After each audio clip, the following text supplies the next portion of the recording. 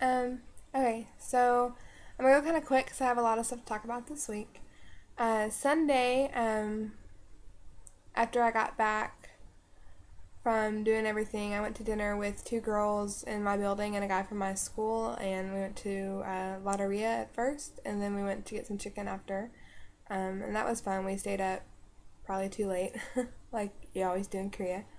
Um, Monday it was really rainy, and so the kids were like hyperactive, and it was like driving me crazy. Like my third graders, who are usually really sweet, were like running around and like hitting each other and all that stuff. I mean, like not during class, but like right before class and during the break, because I have them on like a double block. So I was like, I was talking to one of my co-teachers, and I was like, wow, they're insane today, and she was like, yeah, they usually are when it's rainy. I was like, yeah, okay. And then we went to Taekwondo, and then I had fried chicken from Emart with a friend, and that was like really good. Like it was just like the fried chicken you get out of the supermarket, but it was like tasted really good. Um, Tuesday was my first day to have teachers class, and I was so nervous that I was shaking. Like I was literally like I was so nervous. Um, But I think it went well. I think what made me the most nervous is that there are three people in there that I talk to on a regular basis, and so I was like stepping in from that role as like coworker friend to teacher. Um, but they said all three of them said that it went well and that no one really had anything bad to say, so that was good. It's also a little bit harder just because I'm the youngest, and so I think it's hard for me because I don't like being in the spotlight really anyway, except with my kids, and to have to do that with them is just really hard. But it helps a lot because all of their English levels are really good, really well, really high. There we go. All their English levels are really high, so that worked out well. Uh, they really liked idioms. That was fun. So I taught them like once in a blue moon, and it takes two to tango, and um, that was funny. I would like write it up on the board and like have them like guess what they thought it was, um, and it was pretty funny what they thought. um, then that night I had a teacher's dinner, and I had spaghetti, uh, which was actually it was okay. It wasn't like the best, but I mean it'll do. And I had Tuesday was actually kind of weird because I had chicken Sunday night, chicken Monday night, and then chicken for lunch. So I was like tired of chicken pretty much. Wednesday, I went to Taekwondo, and there were two new girls there, so that was exciting. Being able to practice with, because right before there was two girls and two guys, and now there's two more girls, so it's four girls and two guys. So that's good. And then afterwards, I went and had drinks with two girls from my building and a coworker, and um, that was really fun. The conversation was a lot of fun. Um, Thursday, I had like fourth graders. I don't know why it is, but my fourth graders are insane. Like, they make me want to beat my head against the wall sometimes. I mean, individually, they're all really sweet. And I love them all. But they just don't stop talking. And, like, I just, I'm like, even my second graders listen better than y'all. I mean, that's sad. My second graders listen better than my fourth graders. And so they drive me insane. Um, but with the bad, there's always good. After that, like some fifth graders that I don't even have in class, like they're not really my students, but they came up and they were like gift. They gave me these little baskets, and they were like gift for you, and I was like, oh, thank you. Like I don't even have them in class, and they were giving them to me, so that was sweet. Um, I did my first Korean class in Boryong on Thursday, and oh, it's so hard. My mentor teacher worked with me a little bit, and then I went into class on Thursday, and I was just, it's so hard. It's so hard because I mean the syllables. I mean even just reading it, it's hard because I don't pronounce it right. And, like, I don't even pronounce the letters right. It's going to be almost impossible to pronounce anything. So I'm working on a few phrases, and I'm still working on learning how to read. Um, yeah, and then after class, I went out to eat with some friends and actually missed Taekwondo. The first time to miss, and I've been going for like a month, so I mean, I guess it's okay, but I still hate missing. It makes me feel lazy. Um, and then I got a router for my apartment, so that's nice that I'm not like confined to one part of my apartment. Um, Friday, like Thursday night, I didn't get a whole lot of sleep just because I kept having nightmares, and I'm not really sure why, but it was like one of those nightmares that like something bad is happening and like someone's about to get you and you can't call 911, you can't run away, and so you just wake up with like that anxious, like your heart's pounding feeling. Um, so yeah, that was really scary. Um, but yeah, classes went okay. I had a really good tea time. Like all the teachers were busy except for one of my co-teachers, so we just sat there and talked for over an hour, and it was really nice just like getting to know her and like learning more about the school and like her past and all of that. Classes went really well. I found this game that my sixth graders love. Like it's called the Ordeal Number Hotel. And I started out with like 5 by 5, but I ended up doing like 10 by 15. And you label like 105, 106, and you'd say first floor, fifth room. And so there's two of them. They'd have to run up and touch the first floor. It's to teach them first, second, third, all that stuff. And they just loved it. Like I played it 2 days in a row because they just like liked it so much.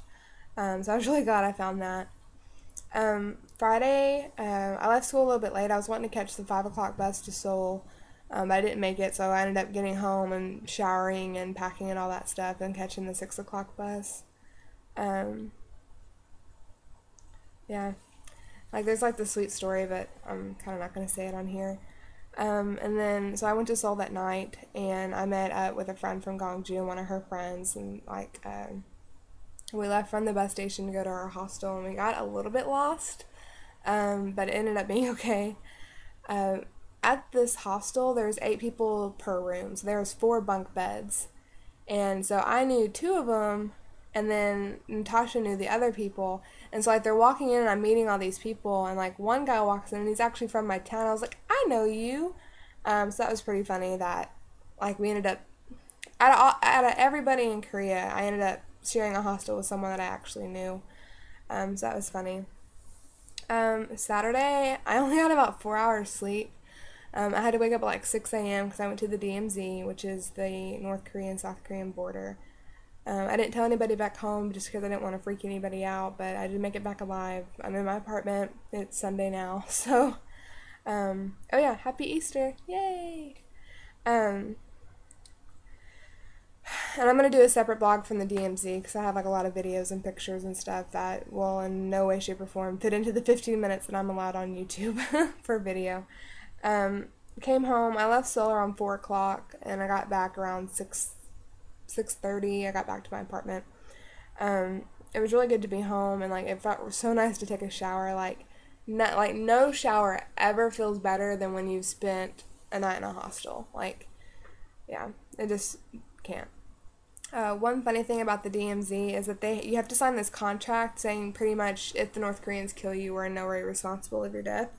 And there was a typo in like this like very official document. There's a typo, and of course I would be the one to catch it. And it said the People's Army is North Korean, and it said the People's Army instead of Army, whatever. And then like yeah, so the tour was really cool, and I'll explain more on that. There was like this annoying guy with the camera though, and like he just didn't listen, and he was like making the whole tour like fall behind, so it was really annoying. And then today I stayed in bed for way too long, but it was really nice just like laying in bed and just being comfortable.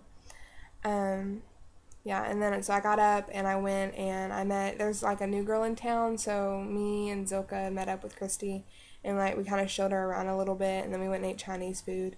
Then I came home and napped, and now I'm like really tired, which is why I'm like half asleep right now.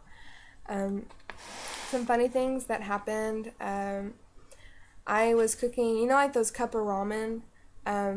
So in the States, I can just peel back the top, put the water in, put it in the microwave for 3 minutes, and then pull it out. So I did that with the ones here. Well, I didn't know that the top of the cup was aluminum. So like I'm across my apartment, and I look over, and there's just this flame just in my microwave going around and around. Like I set the freaking cup on fire in my apartment.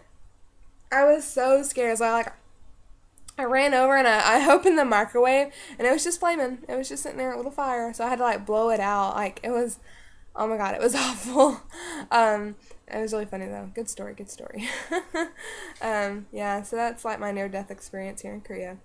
And then while I was talking to one of my co-teachers, she told me about her cousin is from London, and there's a thing here called jjimjilbangs, and it's where like it's kind of like a bathhouse where you go and like there's girls and a guy's side, and you basically get naked and take a bath with a bunch of other people, and you walk around naked. You can sleep there, whatever.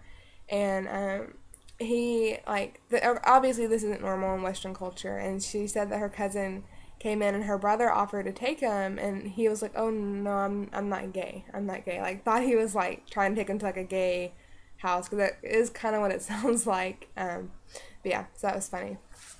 So yeah, that's pretty much all I've got this week. I hope you enjoy the pictures. They're gonna have to go really fast so I can fit them all in. So I hope you enjoyed this video, and also watch my DMZ video, which I think y'all will find really interesting. So question of the week, which is the first time I've done this, so question of being in Korea. Should I extend my contract? I'm only here till August 1st. I'm thinking about staying for another 6 months, which means I would come back. I would still come back in August to visit, and then I would come back to Korea for another 6 months. So I wouldn't be back permanently until next February. What do you think? Alright, I love y'all. Miss y'all. Bye.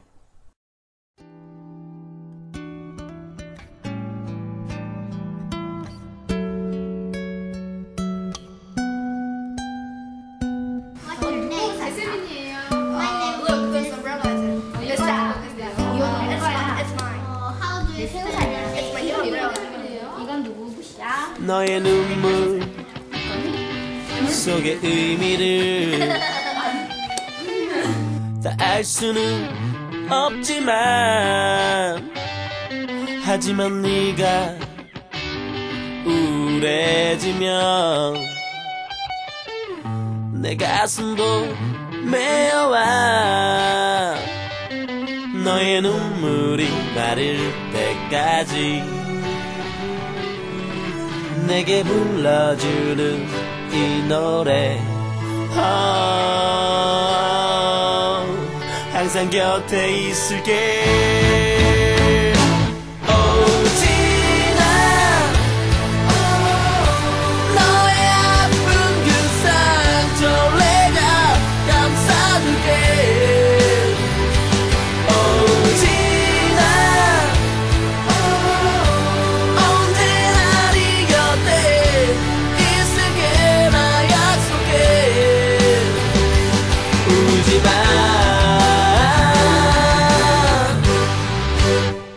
오지나 더 이상 방황하지 않기를. 넌 혼자가 아니야. 내 안의 고통도 언젠간 모두 사라져 갈 테니, 이젠 행복해져야 할 시간. 네가 웃을 수 있을 때까지 나는 노래 부르리.